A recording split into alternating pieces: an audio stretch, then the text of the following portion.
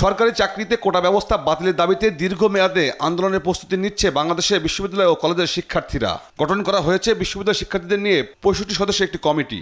একই সাথে আগামী 3 দিন ব্যাপী অবরোধ কর্মসূচির পাশাপাশি সারা দেশে গণসংযোগ ও শিক্ষা প্রতিষ্ঠানগুলোতে ক্লাস ও পরীক্ষা বর্জন কর্মসূচি পালন করবেন তারা।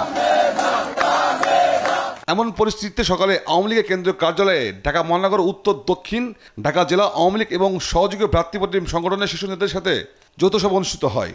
এই সভায় সভাপতিত্ব করেন দলের সাধারণ সম্পাদক ওবায়দুল কাদের। সবার শুরুতেই কোটা আন্দোলনে কথা বলেন ওবায়দুল কাদের।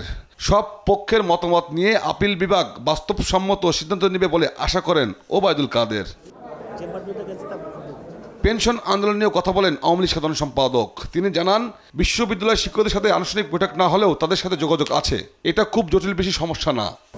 সব পক্ষের কথা শুনে আমি মনে করি দেশের সর্বোচ্চ আদালত, অ্যাপিল বিভাগ বাস্তবসম্মত একটা সিদ্ধান্ত নেবে, এটাই আমরা আশা।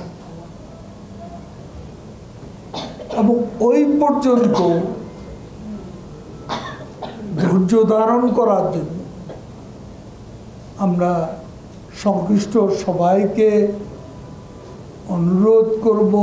সবাই শোকের মাস আগস্ট নিয়ে নেতাকর্মীদের নির্দেশনা দেন ওবায়দুল কাদের। এখন তারা কি বললো সেটা তো ব্যাপার না, আমাদের সুবিধা অসুবিধা থাকতে পারে।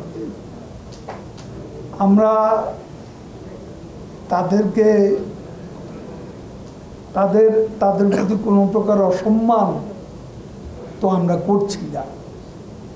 আমরা বলছি আমরা তাদের আন্দোলনটা পর্যবেক্ষণ করছি, এখন সময় মতো এটা সমাধান হয়ে যাবে, এটাই আমরা আশা।